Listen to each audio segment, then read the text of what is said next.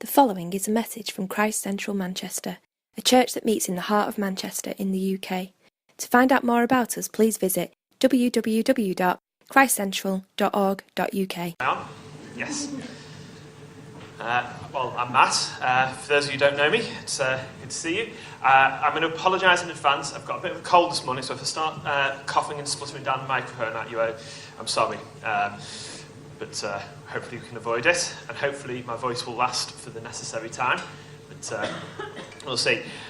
If you have been around church for the last few weeks, I told you now actually it's a really exciting time for us. We are 3 weeks ago, Keith spoke and launched our vision for December 2020. If you weren't here that Sunday, if you haven't heard it yet, I do encourage you to download that talk and have a good listen to it. I'm going to do a very brief recap in a moment, but just as Dave did last week. But then I'm going to unpack from a particular aspect of that, having a look at a couple of Bible passages and looking at one particular element from the vision. The vision statement that was launched by Keith was that Christ Central will be a city church at the heart of local communities. That's the kind of big headline, the front of bus statement, if you like. Underpinning that, we've identified 6 areas, 6 objectives that we want to go for, that we want to see growth in. And those are that we want to see life in the Spirit, we want to see the power of God at work in us 7 days a week, not just on a Sunday morning, though that's fantastic, but so we see stories of healings and people hearing the good news about Jesus every day of the week. And we want to see that being part of numerical growth. We want this church to grow, and we want people to be coming to know Jesus for the first time. As we grow, as we develop, we want to see the church spread out, and that by the end of the 4 years, we would have 4 hubs, 4 locations across the area, which would be the foundation for Sunday meetings. And we want each of those areas to have its own social action project, a volunteer-led project or programme that demonstrates the love of Jesus in practical ways to the people who live in that area. We also want this to be a resourcing church, a church that plays its part in a wider community of churches, that is part of a global mission. And finally, we've identified training. If we're going to do all of the above, if we're going to grow in all of these areas, then we are going to need to build capacity. We're going to need to develop leadership, skills, and ministries. And it's that last area that I'm going to pick up a little bit more on this morning. I'm really excited by this vision. I'm challenged by it. I'm a little bit scared by it as well, because there's a lot to go for. And I know the whole eldership team know, hopefully the whole church realise that if we're going to succeed in this as a church, we need God to work powerfully among us. And as part of that, I think we need to see leaders in a whole range of different areas and skill sets and giftings come to the fore and step out in faith for what God has in store for them and for us as a church. And that's the kind of area I'm going to focus on this morning. We're going to have a look at a couple of Bible passages to get us started. I'm going to read them out. The words will come up on screen, so don't worry if you've not got a Bible with you. The first passage I want to read is from Matthew's Gospel, chapter 20 and verses 20 to 28. It says, "Then the mother of Zebedee's sons," if you're not sure, Zebedee's sons were James and John, 2 of the 12 disciples. So it says, "Then the mother of Zebedee's sons came to Jesus with her sons, and kneeling down asked a favour of him. 'What is it you want?' he asked. She said, 'Grant that one of these 2 sons of mine may sit at your right and the other at your left in your kingdom.' 'You don't know what you're asking,' Jesus said to them. 'Can you drink the cup I am going to drink?' 'We can,' they answered. Jesus said to them, 'You will indeed drink from my cup, but to sit at my right or left is not for me to grant. These places belong to those for whom they have been prepared by my Father.' When the 10 heard about this," that's the other 10 of the 12 disciples, "when the 10 heard about this, they were indignant with the 2 brothers. Jesus called them together and said, 'You know the rulers of the Gentiles lord it over them, and their high officials exercise authority over them. Not so with you. Instead, whoever wants to become great among you must be your servant, and whoever wants to be first must be your slave. Just as the Son of Man did not come to be served, but to serve, and to give his life as a ransom for many. The other passage I want to look at is from 1 Timothy chapter 3, verses 1 to 7. So this is the Apostle Paul writing to Timothy, who's a young leader in the church, who Paul's mentored, in many ways been a father figure to. And Paul writes this, he says, "Here is a trustworthy saying. Whoever aspires to be an overseer desires a noble task." So let's just take a moment to mention that word overseer. We see crop up at various times in the New Testament. We also see it used quite interchangeably with two other words, pastor and elder. And all three words seem to be used kind of interchangeably to refer to the leadership team of a local church, the people who head up a local church. That's what we're talking about. In this church, we tend to refer to elders or sometimes pastors, not overseer that much. Sometimes we just refer to leaders. Anyway, start again. Here is a trustworthy saying. Whoever aspires to be an overseer desires a noble task. Now, the overseer is to be above reproach, faithful to his wife, temperate, self-controlled, respectable, hospitable, able to teach, not given to drunkenness, not violent but gentle, not quarrelsome, not a lover of money. He must manage his own family well and see that his children obey him, and he must do so in a manner worthy of full respect. If anyone does not know how to manage his own family, how can he take care of God's church? He must not be a recent convert, or he may become conceited and fall under the same judgment as the devil. He must also have a good reputation with outsiders, so that he will not fall into disgrace and into the devil's trap. I'm going to kind of dip in and out of these passages this morning and draw in various points as we go along. There is a huge amount that you could talk about leadership, church leadership, leadership in church life and Christian life, as well as leadership more generally. There is absolutely no chance that this morning I'm going to say everything I'd like to say, everything that could be said or should be said. So maybe there's scope for future sermons or teaching series or whatever. But there are four areas that I want to pick up and touch on this morning. The first is a quick look at what leadership is for.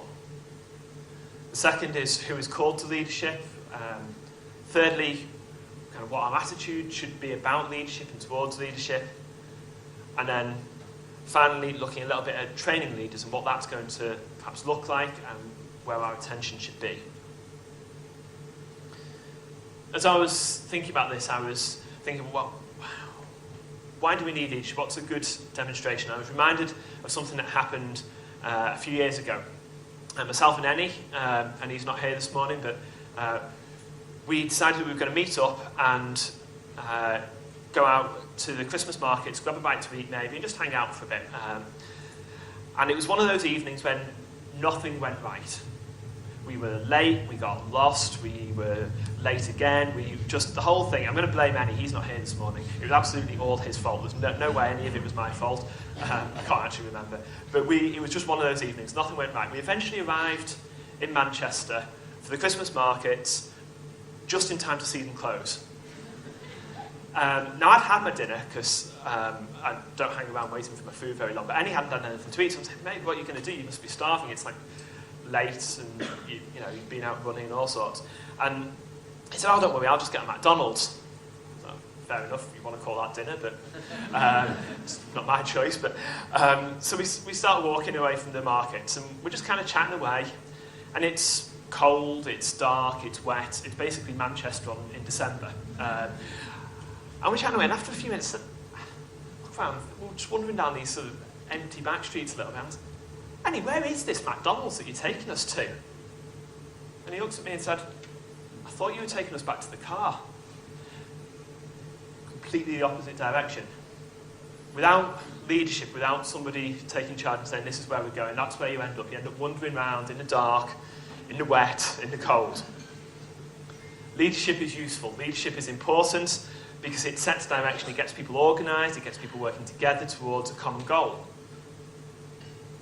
In settings where there's too much for one person to lead, either because the task's too big or there's too many people, whatever, then we usually see a structure, a hierarchy, where perhaps have one or several people overall charge and then delegated tasks down. We're all familiar with this. You see it all over the place. You see it in the workplace, you see it in schools, you see it in the military, you see it in government.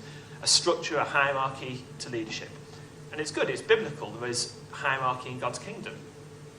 There's nothing wrong with that. And it's really useful for getting things to run smoothly and work well. And therefore is useful in church life as well. If you can be bothered to Google it, there are thousands of quotes out there on leadership. Many of them very good, very sage sayings, very wise people with their thoughts and reflections on what leadership is or should be about. One of my personal favourites is the saying that says, do you know what they call a leader with no followers? Just a person taking a walk. It's kind of like me and Eddie. For me, the reason I like that is that it speaks to the fact that leadership should evoke a response, it should promote a response from people such that they want to follow. But it also talks about the fact that leadership takes you somewhere. It is not static, it is not stationary. You go from A to B. Oftentimes B is a new place, but it's always a journey, it's always a movement. It doesn't just stand still. In terms of the Christian life and the Christian context, I think there's two really broad categories in which leadership is relevant, and these are really broad, so don't mistake, there's loads more I could say about this, but the first area, I believe, in Christian life leadership is relevant, is that we are called to demonstrate to the world who don't know Jesus, who don't know God, we're called to bear witness to them about who he is, what he's done for us, and what he wants in our lives. There is a call on all Christians to lead people towards Jesus, to demonstrate the kingdom of God in everyday life. That is a form of leadership, and that is a call upon all Christians. And that is really relevant, and it can be done in many settings, outside of church life. There's loads of different expressions of that. But it's really important. The second area of leadership is really particularly relevant in Christian life is leadership within the church. And that's probably where I'm going to spend more of my time talking this morning. But it's about people being able to lead as part of this setting a common goal, travelling somewhere together as a group of people, having a purpose, having direction. One of the many verses in the Bible that speaks to leadership, beyond the ones I've already spoken about, Hebrews 13:7 says, "Remember your leaders who spoke the word of God to you. Consider the outcome of their way of life and imitate their faith." In the Christian setting, both inside and outside of the church, leadership is not just about bossing people about. I don't think leadership should ever just be about bossing people about, but it absolutely isn't for the Christian. It's clear in the passage we read from Matthew's Gospel. It's clear from this passage in Hebrews. Leadership for the Christian is leadership by example. It's leadership by serving, and often it's sacrificial. It often involves giving up time, effort, money, but it is being in a place where people should be able to imitate you and look at your life and say, I want to imitate their faith, and that to be a good thing. It doesn't mean leaders are all perfect. It doesn't mean that no leader will ever make a mistake, but it does mean that they should be one whom we can look to and say, that's somebody who's worth imitating, somebody who's worth following their example. And therefore, when I talk about leadership all through this morning, I'm not just referring to elders or the eldership team. Leadership goes far broader than that. Eldership is one aspect, one facet of leadership. It's an important one, but it's not by any means the only one in church life or in the Christian life. So therefore, who is called to leadership? Well, who is called into this? Well, hopefully you've already grasped everybody in terms of if you are a Christian, you need to be demonstrating leadership. If there is a lost and a dying world who needs to know who God is and needs you to point in the right direction. We have said it from this stage a number of times before that we assume everybody who comes into this church, every Christian who comes in, is a leader unless they rule themselves out in some way. And that is absolutely right, that we are all called to that level of leadership in the world outside our door.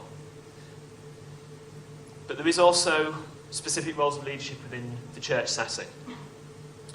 And we need individuals, we need teams who can lead on particular areas for the vision that we've set out to be able to come about. We need people who can pick up particular areas and run with them and lead and head up teams and set that direction and take people with them on a journey.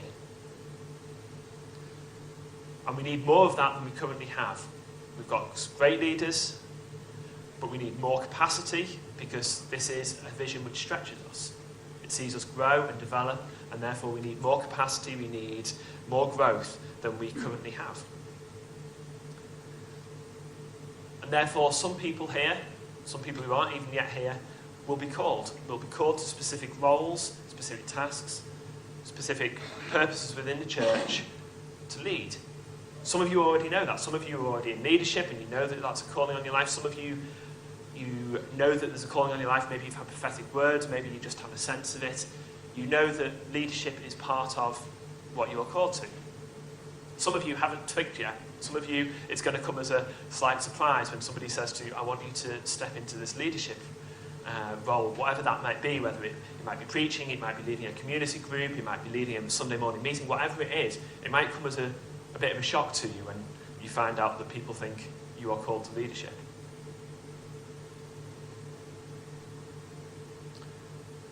It's really important also as a church that as a really diverse church, we really celebrate the fact that we've got people from loads of different backgrounds, different cultures, countries, nations. We want to see that reflected in our leadership.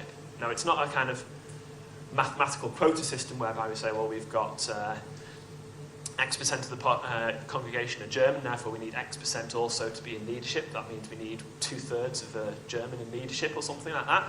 But we do want to see the leadership team of the broader leadership of the church reflect the different backgrounds in the church. I think that's right. And in order to get that means that people from every different background can potentially be brought through into leadership roles, and that there will have to be some targeting of that. We'll have to deliberately set about doing that to bring it to pass. It's not going to necessarily happen overnight, but that is something that we need to be mindful of. And so actually I wouldn't want anybody to rule themselves out of leadership and say, well, all the leaders, they don't look like me.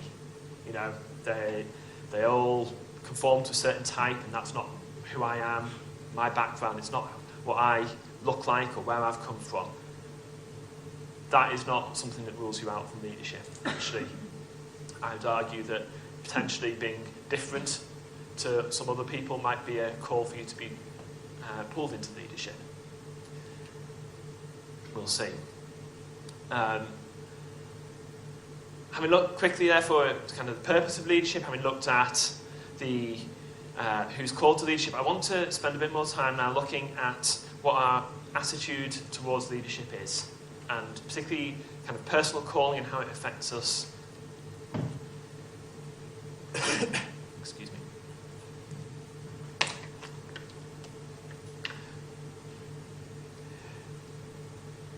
We need to be aware of, we need to guard our hearts and minds against the kind of attitude that we see from James and John in that passage we looked at. And indeed from James and John's mother. It's not always about ourselves, sometimes it can be about our friends or our family that we have the wrong attitude.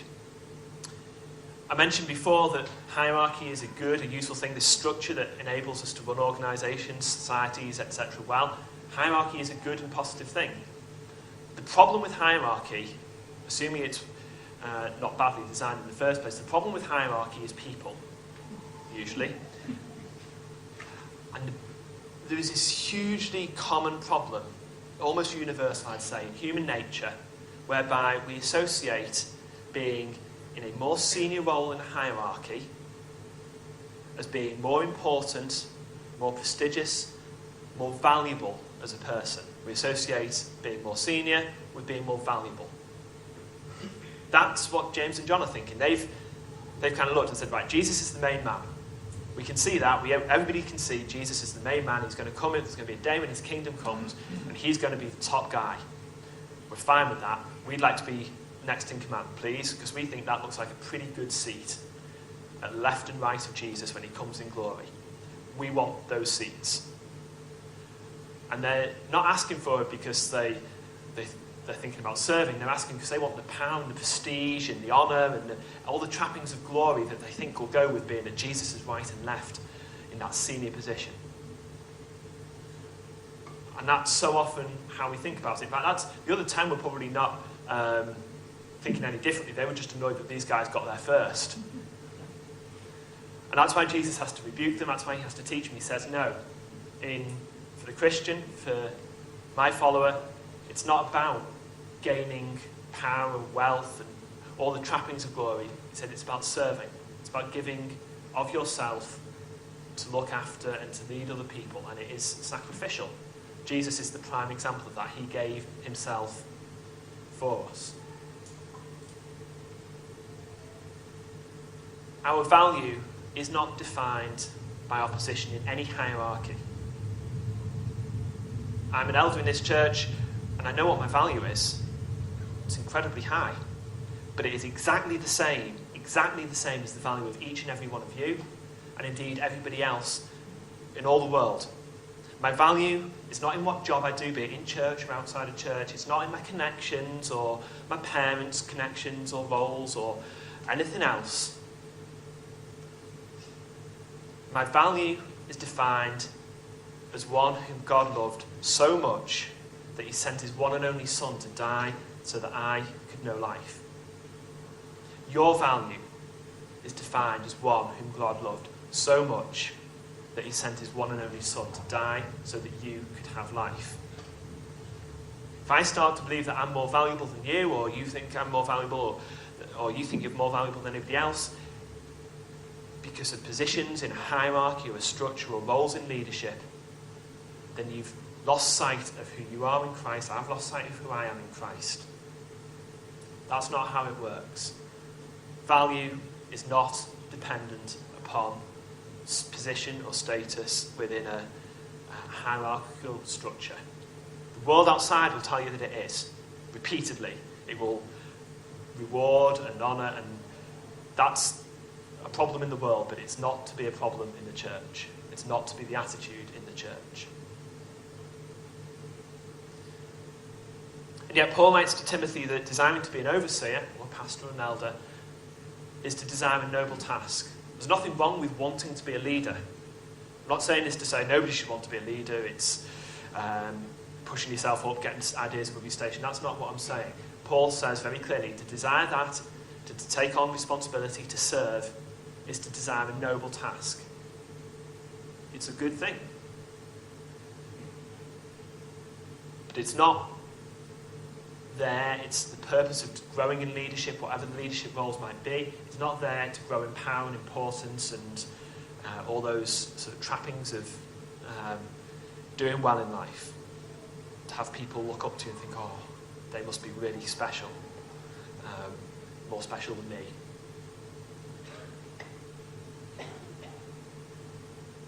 Not everybody is called to the same roles within church life. Paul, if you read through first letter to the Corinthians, Paul just gives this brilliant example, demonstration, explanation of the fact that we all have different roles in church life. He compares the church to a body, and he says, you know, body's got loads of different parts, hands and eyes and mouth, nose, feet, whatever. And they're all important. They're all equally important, and no two parts of the body should kind of compare themselves favourably or disfavourably with another part because they're not that part. The hand shouldn't say to the eye, I don't need you, because you're not a hand.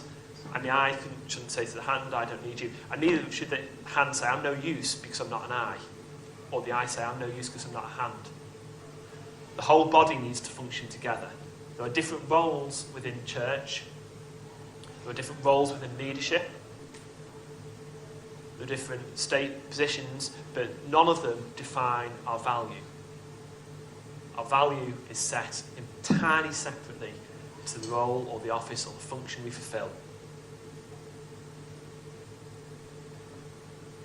You might wonder why I'm sort of labouring this point, why I'm focusing on this kind of at such length. Well, I think it's really necessary as a foundation for us to understand that as we develop, as we call some people through into leadership roles, we train people, be it, like I say, it might be preaching, it might be leading meetings, it might be leading community groups, it might be any number of different things. As different people go into different roles and get different opportunities and training and take different things on. People will take different paths. People will have different experiences to one another. And it's possible that within that context, there will be people who perhaps feel left out or envious or like they've been overlooked, that it's not fair that such and such a person has that opportunity. I'd like that. Now, there's a couple of different things going on there. It's really important as a church we don't think the people who are doing well, the people who are important, are the people who've been asked to go into leadership roles, that we don't go back into that mindset of importance being about being in a particular level in a hierarchy.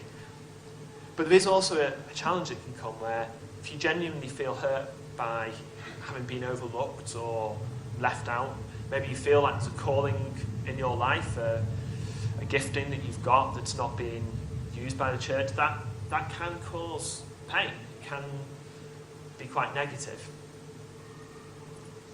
And just so I'm speaking from personal experience, I know I've kind of had a bit of that and I've experienced that. And what we do in response to that is quite important for continuing to function well and within the kind of overall community of the church. And I think there's two really important things to bear in mind, two lessons kind of I've perhaps learned as to what to do if you're in that place, it is a difficult place where you perhaps feel like you've been overlooked. You can feel hurt and resentment and negativity, even anger. I think it's really important that you take those feelings to the right people in the right setting. So first of all that negativity, all the pain, anything like that, it's important that it doesn't get directed at somebody who you see as having an opportunity you wanted. It's not fair that Joe Bloggs got to preach before I did and start to resent Joe Bloggs because they had an opportunity that you wanted. Chances are pretty high it wasn't Joe Bloggs' decision. They're not the ones who overlooked you. It's not their fault. And actually, if you start resenting them, it will poison your relationship with that person for entirely no good reason whatsoever. That's not the useful outlet for it. Actually, the important thing to do with those things is to speak to the person or people who you feel have been responsible for the decision. Now, there's good ways and bad ways of doing that. Going and having a scream and rant at them in the bar area upstairs just after a Sunday morning meeting, probably not the best idea. Won't be particularly productive for anybody involved. But arranging to meet up with a person, oftentimes it's going to be an elder who's kind of been responsible for a decision. Not always, but often it will be. Making a time to meet with them and talk honestly and have some humility, have some grace. It might be that a mistake's been made. It might be that you actually need to be able to forgive somebody because they've made a wrong decision or they've just made a mistake. Like I said before, leaders are not perfect, trying to do their best, but they're not always going to get it right. But sometimes there's going to be a difficult conversation for you because sometimes the challenge is going to come back. Actually, there is a reason why you were not asked at this time, and it's because we've identified something. There's an issue, there's a challenge in terms of maybe how you're living your life, maybe a particular aspect of character or behaviour or something that's perceived, and that might not be comfortable. And I guess being prepared to have that conversation, even if you've not perceived it, and listen to what's being said and to be able to grow and say, well, if I believe God's called me, and there's a thing that's a barrier to my stepping into leadership, stepping into that role that I feel I'm called to, well then it's right that should be addressed. And that's why kind of having the screaming match, a shouting match, isn't the best way to start out, because you won't actually get anywhere close to being able to grow and move past whatever it is. So it could be, there's a whole range of things it could be, but taking those feelings of disappointment, not letting them stew for years and make you negative and bitter and saying, I'm never going to serve, nobody loves me, nobody wants me here. But to go and speak to somebody and say, what's happening? Why am I'm feeling overlooked here?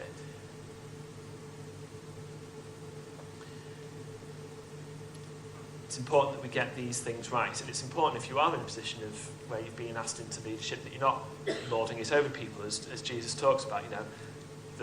Out in the world, people might walk around, I got the promotion, aren't I the best? Again, it comes back, our value is not about where we are in the hierarchy, what opportunities we've been given. So you can help other people by being suitably, have a right mindset about what you've been asked to do and not be kind of rubbing it in people's faces who perhaps are struggling in these areas as well. So there's lots of aspects to this.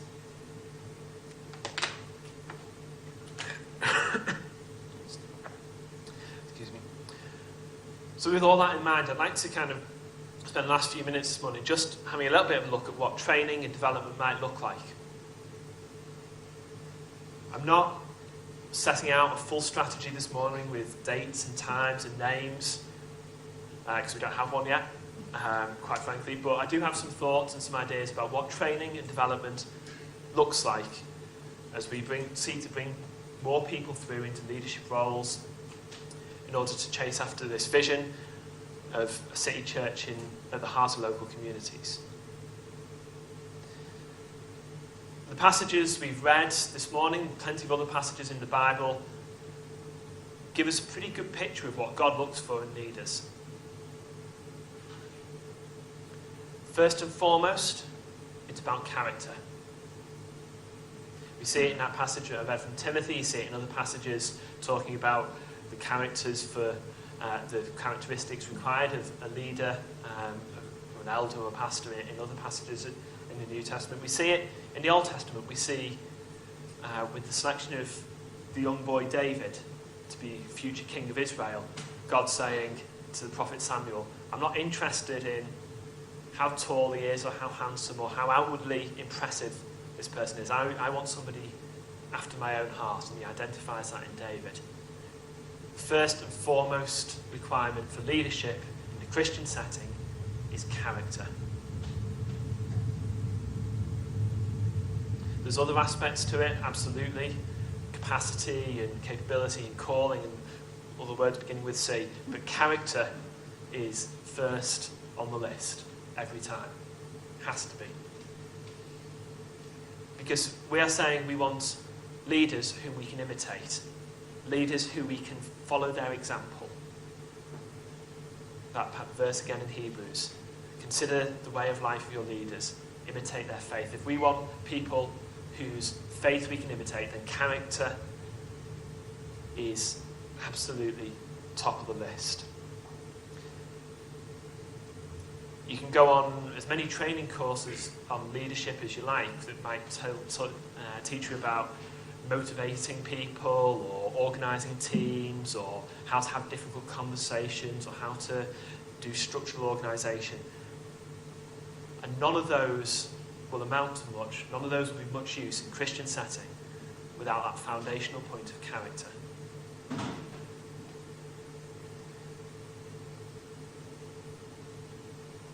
And so, actually, the first part of training for all of us, because actually when you look at the characteristics required of leaders in the church, there's no character traits that are on the list for leadership that aren't on the list for everybody. Which makes it really easy to train leaders because we train the whole church at once, and it happens perhaps more often than you realise. Because every time we preach from the Bible on a Sunday morning, every time we teach from the Bible in community groups or other settings, and anything comes up about character, and Christian lifestyle and Christian living, we're training foundations of leadership. So as Keith preaches through the book of Philippians, as he's been doing recently and over the next few weeks, he's teaching many things, but one of the things he's teaching is foundations for Christian leadership. Fantastic passage in Philippians 2. Your attitude should be like that of Christ Jesus, who, though he was in very nature God, did not consider equality with God something to be grasped at, but emptied himself, taking the form of a servant. That's leadership training. That's telling you what your character needs to be like. That's for all of us. It might not always come with the heading leadership training, but it's there and it's regular, and neglecting that or thinking, well, I don't need that, I want to get onto the bit which tells me, the preaching workshop or the whatever it is. is to miss the point a little bit. That said, though, we do need to train people. We do need specific training. We do need particular courses. There are skills and techniques and abilities that can be taught and developed that enhance gifting, release gifting, and we honour those. Some of them will come from sort of secular settings where the training originated, some from Christian settings. We want to take the best of those. We want to apply the best of those in our setting and to the tasks at hand. As part of that, we've already identified that we want to get to a place where we're sending 4 people a year on the Christ Central Church's School of Leadership by the end of 4 years. That means that there's going to be lots of people in this church who are getting access to some really good teaching, being equipped to step into leadership roles in the future. It also means there's going to be quite a lot of people in this room who are going to be challenged as to what are they willing to sacrifice, how are they going to give up the necessary time to take on such training. 2 days a week for a couple of years, 2 days a month, for a couple of years. That's a big sacrifice. It's a big effort. It's not always easy accessing and getting into leadership and getting these skills. It's a sacrifice that is made of time and effort and money in many ways, and that may be one of them. But it's not the only. School of Leadership is fantastic. It's not the only thing that we're going to be doing in terms of practical training. There's going to be one-off courses, short events, I'm sure. We've not planned them out yet. Some of them will be in response to kind of needs week by week or month by month. But there will also be a fair amount of on-the-job training, if you like. Learning as we go along. Because there's a balance to be struck here. And on the one hand, we want to develop leaders who are well-resourced, thoroughly taught, have lots of preparation before we ask them to step into a place where they're taking on responsibility, and we're saying to the church, this is the person whose life you can imitate, whose faith is worth following, and they lead by example. We want them to be really well equipped. On the other hand, we haven't got all day. There's a lot to be done. Time is short, and there's a real and pressing need to get on with the content of delivering this vision, and we can't necessarily get there by all sitting around in classrooms for 4 years, learning from textbooks about leadership and never actually going outside the room. We need a balance. For some of you, if you're like me, you'll think, yeah, I want to study.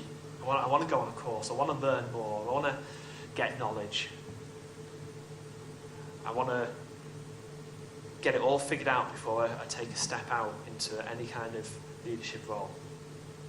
If you have flat pack furniture, you probably like to read the instructions really thoroughly first and get all your screws neatly lined up before you start. And make sure you've got all the right tools and all the pieces set out. And after 3 or 4 hours maybe, you're ready to go for it. Meanwhile, somebody else who's a little bit more action focused and kind of wants to get on with things because they haven't got all day, has already built it 3 times over. They had to build it 3 times over because they didn't read the instructions, so they had to take it apart twice. But somewhere in the middle is hopefully a balance between what the better approach is to building your flat pack furniture. If we're going to see people come through into leadership, we're going to see people stepping out in all that God has for them, people are going to have to do stuff for the first time. And sometimes that isn't going to work quite as well as they might have wanted. Sometimes it won't be perfect first time. Or even second time, maybe. As people step out of their comfort zone, take risks for God, it won't always go perfectly right. Just this week in our community group, we were looking at the story of Peter walking on the water. It doesn't go perfectly right. He walked on water for a bit, but he also started to sink for a bit. It was a bit messy. And sometimes it will be a bit messy as people develop in their giftings and step out. And as a church, we need to have grace and love for people as they take risks for God. We need to pray for and encourage one another such that we can grow and develop. We need to be willing to step outside of comfort zones in any number of different ways in order to deliver this vision and to see it come to pass. I want this church to develop strong, capable, godly leaders. I want this church to succeed in going for the vision that we've set out. I want to see leaders of different backgrounds and giftings stepping forward and showing us the way.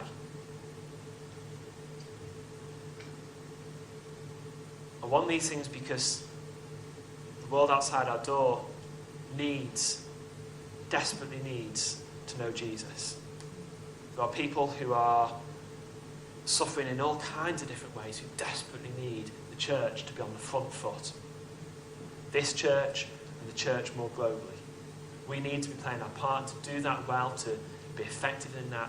We need good leadership. We need to have good attitudes to leadership. And we need good leaders. That is my heart for this part of the vision.